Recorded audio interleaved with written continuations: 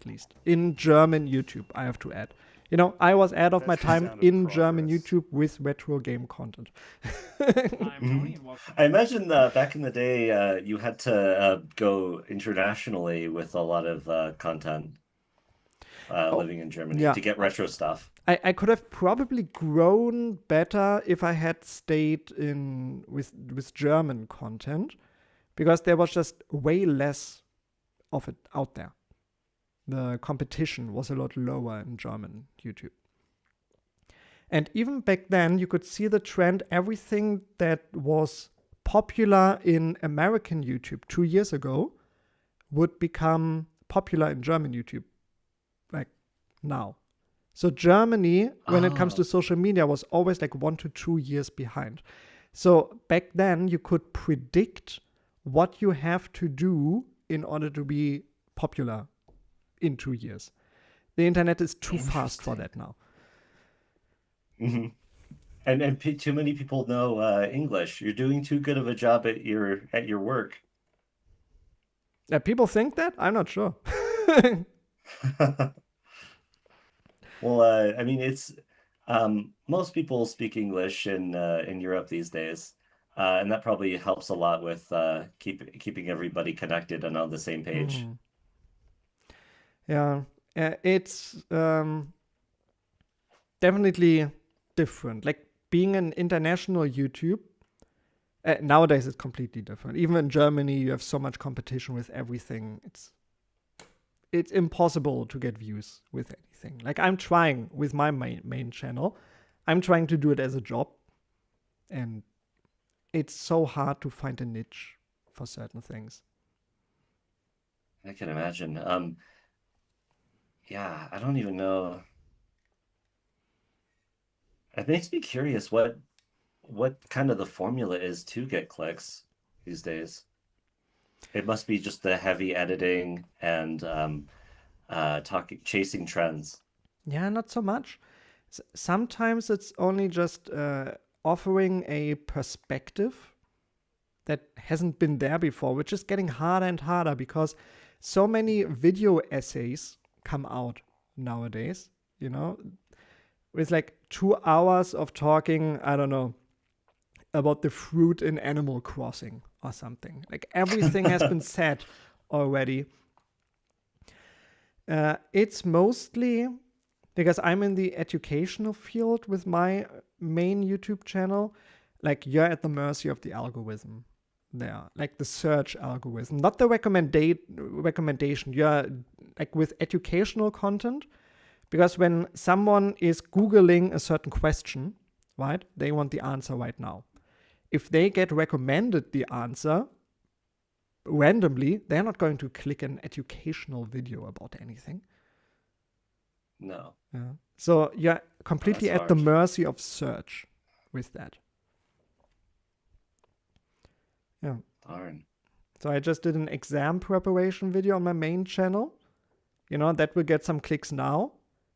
And then it will be dead for a year. And then next year it will get some clicks. And some clicks after that. Which is nice. Because usually on gaming YouTube, right, you get the clicks and then you get nothing. Like you get some clicks in the beginning and then nothing. With evergreen content, it's a different story. Interesting patterns. Mm-hmm. This whole YouTube thing is just kind of new. It's new to me, but it's interesting to see the trends and changes. I love the more authentic feel of old school YouTube, though, that isn't about chasing an algorithm. I think that the algorithm has kind of ruined a lot of stuff. Definitely. And I hate having to think about keywords when I want to produce a video that's trying to solve some sort of problem. It's really depressing. Think about, I know people have to learn about this. You know, they are looking for this, but I have to compete with a lot of hyperactive YouTube channels. It's hard competing. And you have to find your niche. Now, once you have the audience, you know, a lot of channels, they can do whatever they want. Because they have the audience for it. But you have to earn that audience first. And that's a hard thing to do nowadays, getting recognized. Oh, yikes. And the only thing I can think of that isn't being done in gaming nowadays is good analysis of companies from a business point of view, like their financial statements, because no one talking about it knows about those fields or how to do it. Mm. But other than that, and that's boring stuff that no one cares about. Yeah, and then you quickly land in the, okay, let's try not to get sued for bad information territory. You know? Yeah, and I mean, financial YouTube is very lucrative. The AdSense money is better because people who look for financial analysis of companies often have money. So advertisers want to advertise to them. Gamers are usually young. They don't have a lot of money. And gamers are not known for wanting to spend a lot of money. You know, people are complaining about $80 games now. You know, try to get a video editing software for $80. You know, either you pay a subscription forever, or Final Cut is like $300, I think. So, man, Steam has really changed a lot with gaming. People are not willing Gamers to don't want accept to prices. spend money. No, they want that $5 game. So we're going to check out the channel Hard for Games now. They used to be one of my favorite channels as well. I don't really watch them anymore. Back in the day, they started of, you know, just a group of friends on a couch, playing a video games, having a joke about it. It was a lot of fun. They never got the breakthrough I think they deserved back in the day. I really like their humor. They got bigger then. Now they have 105,000 subscribers. They got relatively big with development hardware and unreleased games. So covering that. That was their niche that they found. Which before Hard for Games, nowadays there's so much, you know, lost media and unreleased games, beta comparison videos. And Hard for Games really leaned into that, and they got rewarded for it later. So there's a lot of Mother 3 stuff, like this was one of their big topics, you know, the cancelled Mother 64 on the Nintendo 64. Comparing that, and they got really big into the world of trying to preserve games from development hardware. So this is Hard for Games. We're going to watch one video of them. This is a later one, like 2016, I think, but I allowed it for this one to show that even 2016. Hard for Games. I mean, you know, you already had to have a green screen to make things interesting, for example. Specifically, one canceled game for Big the change. Sega Dreamcast, and it is Echo 2. So here they're calling them the oh, sorry again? Oh, I saw one YouTuber recently. He uses a whole TV as his green screen. Yeah, if you have a good enough TV, and actually all of my shorts for the Dreamcast event here, I filmed with just my iPhone in front of a TV and pointing it to the TV. And often it looks good enough. So. Yeah, it works. Yeah. So this is Echo the Dolphin 2, Sentinels of the Universe for the Dreamcast. Are you familiar with Echo the Dolphin? I am. People were, if I understand right, back in the day, thinking it was the kind of like a Mario or a Sonic kind of franchise. Oh, yeah. And I played the first Echo the Dolphin on the Mega Drive, and it's so hard. I mean, this relaxing looking dolphin game is just so balls hard, and then I never finished it. I played Echo the Dolphin 2 as well, and it wasn't much different. So it was good, but still very hard.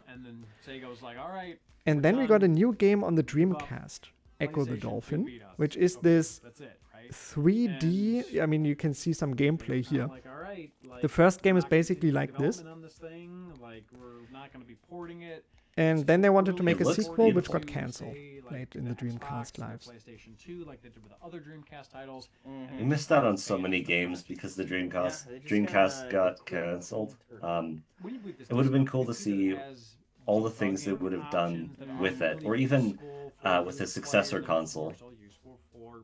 You can mess around. Yeah, I mean, we got it with the Xbox, right?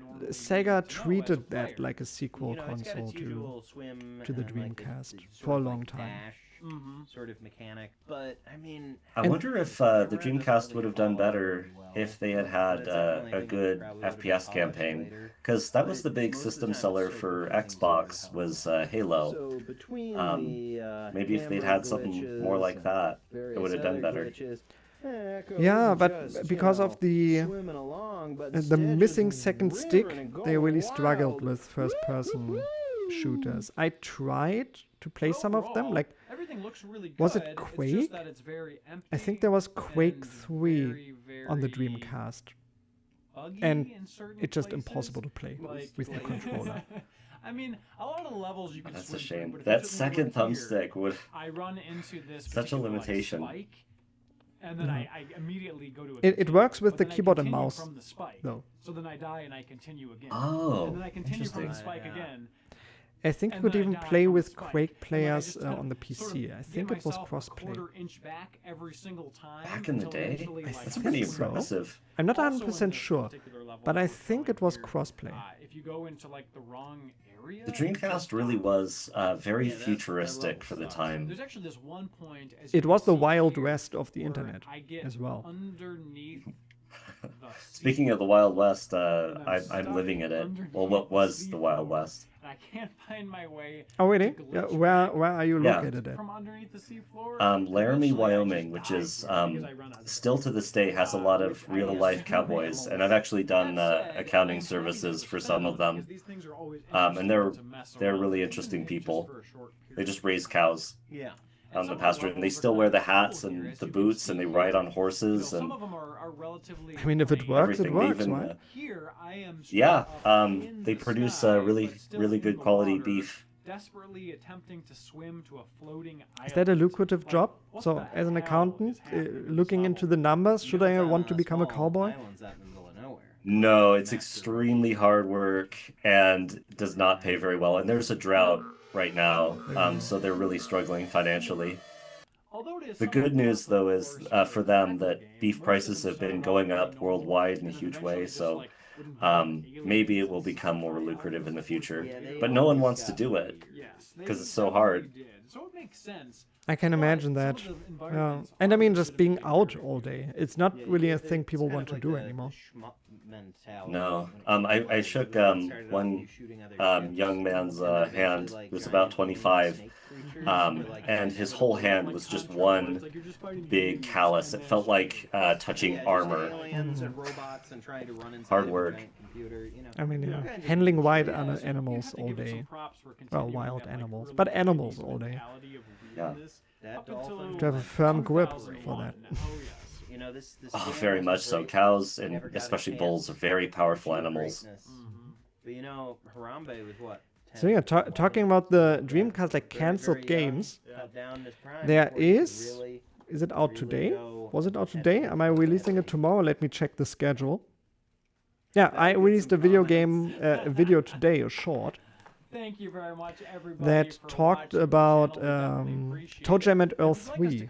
So there were a lot of cancelled Dreamcast games, and nowadays, thankfully, a lot of them got ripped and released on the internet, and you can play them on the Dreamcast.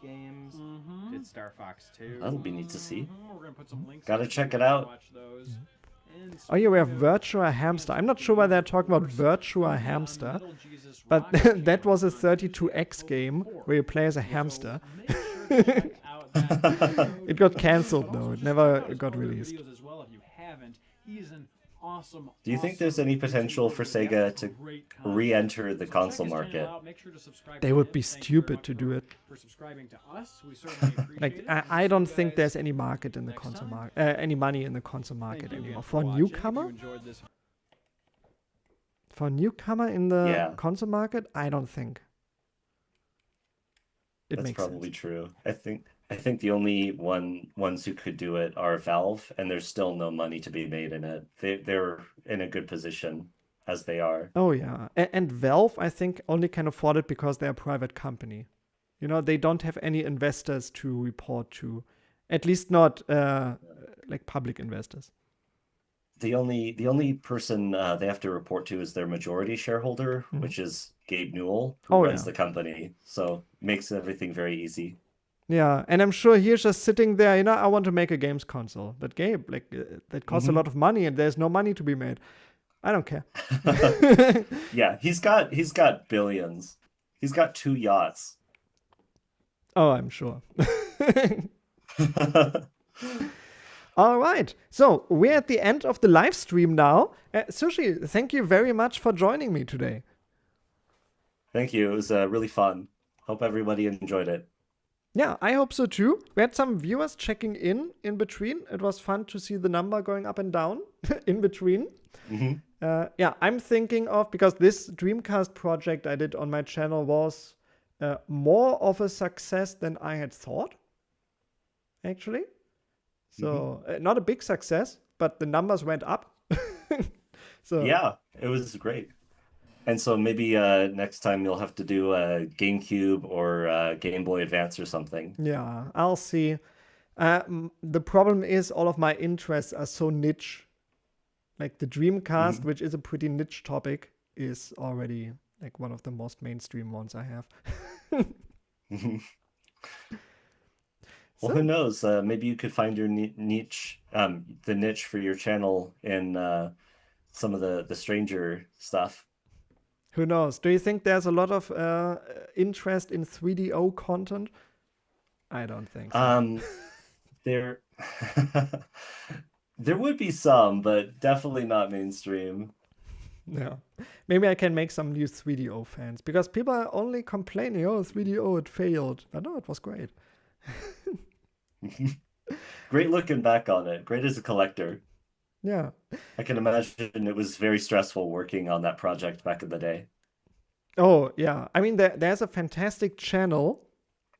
I don't know the name right now, but of 2 old employees of 3DO, like 2 developers, doing like a gaming podcast and talking about their time there and developing on that system. It's fascinating. It's AWAC, I think, is the channel. AWAC. EHWAC, I think. Something like that. Like interesting. AWAC. Let's see. They don't make videos anymore. I don't know. 3DO.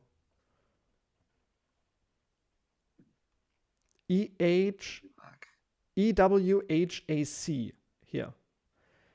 So these are 2 3DO developers. One of them developed Escape from Monster Manor, one of the launch titles for the 3DO. Here, and they did a full playthrough of that game on here. And it's a lot of fun to watch. Should check that out then.